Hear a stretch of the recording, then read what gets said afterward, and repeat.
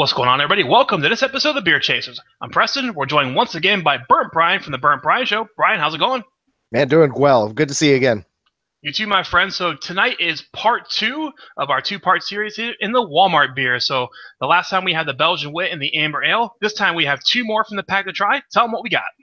All right. Well, tonight we're taking a look at the After Party Pale Ale. You've got your crazy disco ball spinning there on the can. And then we're also taking a look at the Cat's Away IPA. When the cat's away, the mice will play. Yeah, definitely interesting to give these a shot. Weren't super impressed with the first one, so maybe venture into the ale category. The Pale Ale and the IPAs will be a little more excited about these ones. Absolutely. Definitely looking forward to giving them a try. All right, so we'll go ahead and just get started. Brian, if you could, let's pour ourselves the After Party Pale Ale. Switch over to you. Give you some vitals about the beer. It is 5.3% ABV. Beer Advocate rates it at 3.18. Rate Beer rates it at 16. Again, I don't quite understand their rating system. Untapped gives it a 3.25, so also pour mine as well. Wow. We're taking a look at Brian's side there. A little bit of vitals about the brewery in case you missed the first episode. They are based out of Novato, California. Looks like they've brewed over 40 beers in their lifetime. An interesting side note is I cannot find any of these beers listed on their website, so it sounds like they are embarrassed or ashamed of what they've done, apparently. So take a look at here from my side. Pale Ale. So on appearance, going through the rating here, looks pretty nice. It's little cloudier than I was expecting. Considering the other 2 beers we've had, I mean, I don't know if on your side, let me take a look there, if you're getting any cloudiness out of it, or... Maybe just a tiny bit, just a touch to it. It is like, I could tell, at least down on the lower portion of this glass, that I can see almost right through it. So it's a little cloudy on mine, but... It's interesting. On my side, like for the homebrewers out there, it almost looks like it's got gelatin in it. Like if you're ever flying with gelatin, that first pour, you get some of that gelatin kind of stuck in suspension. It almost looks like that. I don't imagine at the professional level they're finding with gelatin. They've probably centrifuged this to get it clear. But appearance and color-wise, though, looks pretty nice. It is pale. Had a nice little head to it, white bubbly head, persistence. What do you think, Brian? I think I would probably give this one about a 2.75 on appearance. It is kind of a little bit clearer than I was expecting. Again, a little more on the heavy filtered side, but it does meet the color quality. It is kind of right there. It does have a nice 1-finger head that seems like it's kind of lingering for a good bit. So it's pretty decent. It's close to average. Yeah, I'd agree. 2.75 is a fair assessment. It's just a little under what you would expect for that 3 out of 5. Mine at least looks a little cloudy, and the color is a touch light. Let's go for the smell. All right.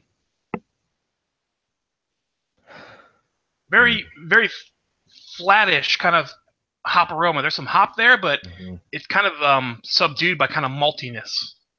Very subdued to me, yeah. And it's almost got, I don't know how to describe it. There's certain hops that I'm not a huge fan of, and that kind of tend to have like slight skunky notes to them, which I'm not necessarily getting, but to me that it's a little bit there for me. You know what I'd say is this one almost smells a little bit oxidized. Like if you've done some beer tastings and judging, like it almost has that oxidation kind of.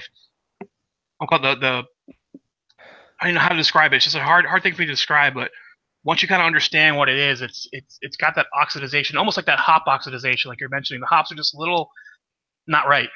Yeah, something's slightly off about it.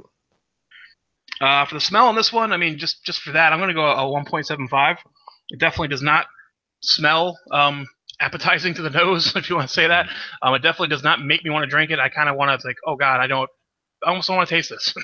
Yeah, I think I'm right there with you. I'm at a 1.75 as well. Like when I think of even, I don't know how great they are to some people, but I've always been a big fan of Sierra Nevada's pale ales. And, they have so much more of a nice, stronger bodies, like a good hop flavor. This just kind of has that slight kind of skunky tone to it that something just seems off about it. I'm just kind of not a big fan. Yeah. Well, I guess the best part, the taste. Yes. Cheers. Salud. Based on that.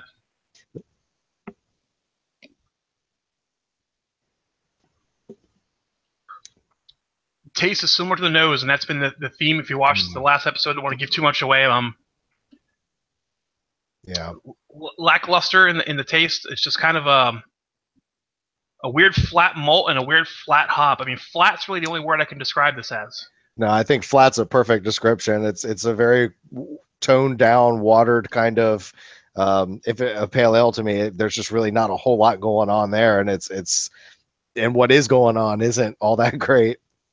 Yeah, I have to want to look on the can, like if this is a freshness issue, is if we don't drink this quick enough. I don't see any dates on these, so I couldn't tell you that. But yeah, definitely this kind of oxidizey kind of malt, an oxidizey kind of hop, just everything's kind of man. I mean, this to me, I've had to switch this. This to me is almost like my buddy who brews Mr. Beer or something. You know, like if my buddy handed this to me, who brewed Mr. Beer, and said, "Hey, you want to check out my pale ale?" This would be the one I'd kind of give him a little pat in the head, be like, "Hey, you know, you're doing good beer. You're doing beer. Not good, but you're doing beer now. Great." Yeah, you get an A for effort. You're trying. Absolutely. So we want to rate this one. I think I'm gonna probably give this one a 1.5 on flavor because again, it's definitely pretty disappointing to me. I actually liked the other ones that we tried in the previous episode a lot better than this one so far. Just kind of missing a lot for me. Yeah, I'm gonna do you one even better. I'm gonna give it a 1. I mean, straight 1. Yeah. It is drinkable. It's not sour and disgusting, but it's approaching tainted. There's something not quite right with it, and it's weird. Again, that oxidization kind of staley kind of flavor to it. Just something isn't right there in the malts or the hops. So definitely not. Mouthfeel, I think, is pretty much spot on for what you expect. I mean, it is kind of light medium, approaching maybe medium-ish, carbonated correctly. The flavor that is there, even though it's not pleasant, does stick around and coat, so it's not as thin as some of the other ones we've had. Yeah, I totally agree. It definitely has kind of a little bit of a bite to it, just a nice kind of medium mouthfeel, close to it. It's just such an interesting tasting beer. It is a Walmart special. Yeah. So what do you want to rate the mouthfeel? I guess for mouthfeel, I'd probably give it a 2.75. It's just about kind of an average, maybe just a little bit less than kind of an underwhelming, but still close to. Yeah, I'd agree. 2.75 is a good mark for that. So overall, where did you rate After Party Pale Ale? Overall, I would have to give this one again, and probably we're hanging around that 1.5 mark. While the mouthfeel might be close to it, the appearance is a little bit less than what I was expecting. The aroma, again, kind of off-putting right away, and then when you go to taste it, it's kind of exactly what you would expect from the aroma. So it's definitely kind of an off-putting beer in general. Yep, right there with you, my friend. 1.75. Just all your notes there. The smell, no good. Color, taste, yuck. You know, the mouthfeel is definitely not enough to bring this one up any average points. You know, would definitely just toss that one out and average the other ones together. That should give you your score. Well, they're not always home runs. You know, half the fun is trying it, and you never know what you're going to get. Yeah, absolutely. All right, so the next one we have, hopefully a little better, is Cat's Away IPA. So let Brian give a pour there. All right. Some vitals about this one. It is 5.8% ABV. Beer Advocate rates it at 3.09. Rate beer, I cannot read my writing. And Untapped is 3.25. Rate beer, I don't even know. Their ratings are just ridiculous now. I don't know what happened. They're 14s and 12s. I don't know if it's out of 25 or 50 or whatever it is. Strange. So it's a nice little glass you got there. Yeah, it's a Goodwill special. All right. So while we're waiting on my pour, go ahead and give your thoughts on the appearance. Well, definitely for a pale ale. I mean, like has been the trend with a lot of these. It is a rather clear beer, pretty filtered, but it has that nice kind of light golden color to it in the sense. And the head, it definitely again poured out what looks like a pretty thick, solid head on this one. So appearance is pretty decent. Yeah, the same thing. It's a touch light. I mean, this is golden straw almost. I mean, really, you know, you'd expect a little bit of kind of redness and darker red on some of the IPAs, and this is definitely like probably I don't know what the BJCP rating is on color, but it's probably at the far left of the scale as you can get, probably be in classification. It did pour nice, good amount of head. It's lingering, so it's got that going for it. So whenever rate the appearance. I guess as far as the appearance goes, it would probably be about a 2.25, I'll say, for me, because just with most of the IPAs I've had, I like more of a hazy. I like having a less filtered beer that's got more of the flavors in there. Some people don't. It's just kind of a personal preference of mine, and I would expect kind of a darker tone to it than what we've got here. It's almost like a lager, a little heavier than a lager kind of appearance. Yeah, I'm right there with you, man. I think 2.25, 2.5-ish area. It's definitely too light for the style. Again, they got carbonation going for it, but that's definitely not enough to bring this up to like an average beer. Let's go for the smell. It's similar to the pale, but it has some more redeeming qualities to it. But I definitely don't get any big hop punch to the nose at all. I mean, I could smell that there are some hops, but whatever is there is definitely not quality or quantity. Yeah, it's definitely not the cream of the crop when we're talking about hop selection. But there is definitely just a little more presence than what we experienced in the pale ale for sure. What do you want to rate that aroma? Ooh. For pale ales, or for IPA, sorry, I would probably give this one, I'll say a 2 being generous, being very generous, because it's just lacking a lot of aroma that I would expect to get from a good hoppy IPA. Yeah, I definitely agree. And I actually go even a little lower. I give this a 1.5 on the smell. I mean, the malt profile that you smell really isn't anything to write home about, and the hop aroma is definitely nothing to write home about. I mean, if you have anything in an IPA, I can forgive you on not having some of the bitterness, but you better have some hop aroma, and you don't have the hop aroma here. So I'm hoping it's going to be bitter. So that's your saving grace here. We'll All right. see. Well, on that, the best part, the taste. Cheers. All right, cheers.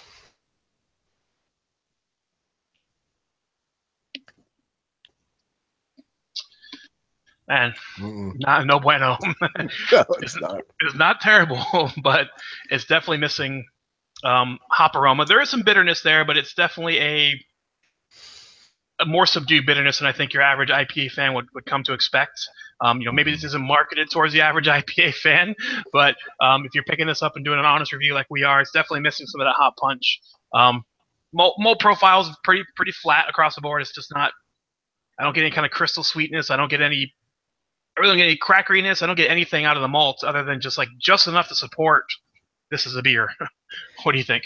Yeah, I mean, probably my favorite style. I'm a huge IPA fan, so to me, it falls very flat. There's just really not a lot going on. And it seems to be kind of a trend with a lot of these beers that they tend to be sort of, I don't know, the best way I can describe it is kind of on a watered down scale. Like it's like maybe there was a good beer at one point, but they did something and it's not at all that great. That while it is okay, it's decent, it's drinkable for sure, it's definitely not what I would expect for an IPA in any way.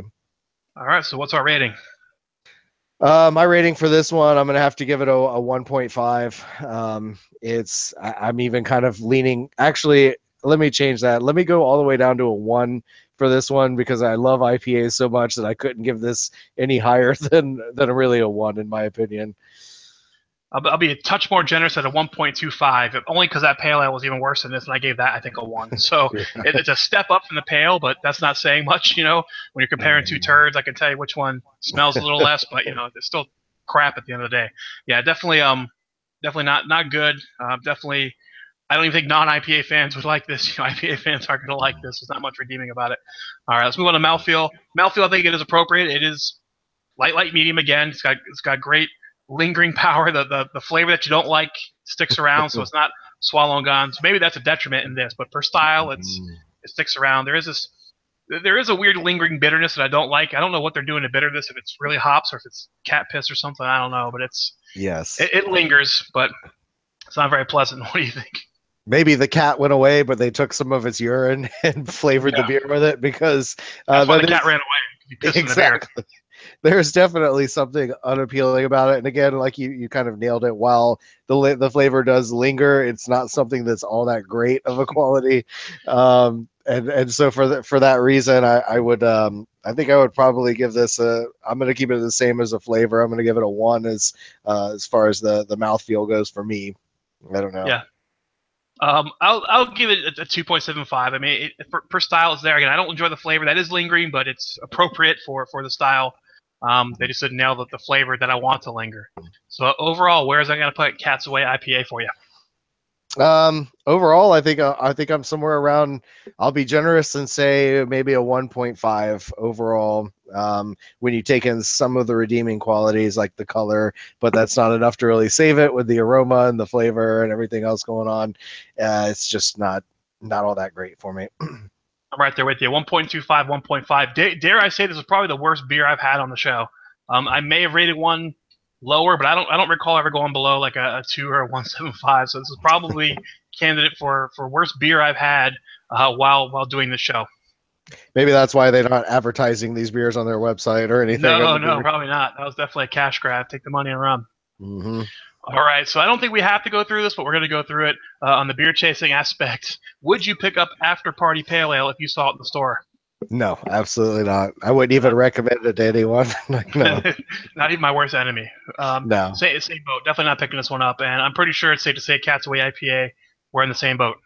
Yes, absolutely. I might throw the can at somebody, but I wouldn't actually give it to someone to enjoy. Yep, in the same vein as well. Well, cool, man. We really appreciate your help in this, and we've been talking about doing this one for a while. I still thought it'd be a neat review, because it is a very interesting backstory. Again, brewed exclusively for Walmart. You can only find this in Walmart. That's probably why they don't show it on. Again, you can't find this beer anywhere on the website, so they're well ashamed of this, I imagine, as well.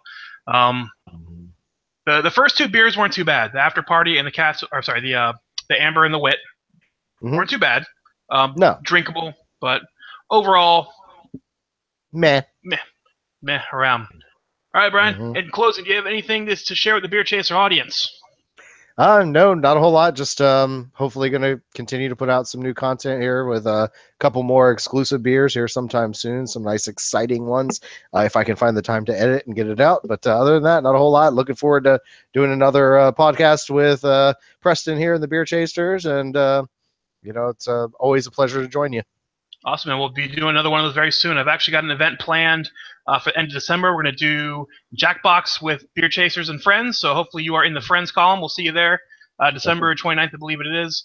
But I won't pimp that one too much here because, again, this episode might air three months from now. Who knows? Yeah. So, all right, with that being said, that's going to wrap up this episode of the Beer Chasers. Going to wrap up the Trouble Brewing Walmart beer in general. I am Preston.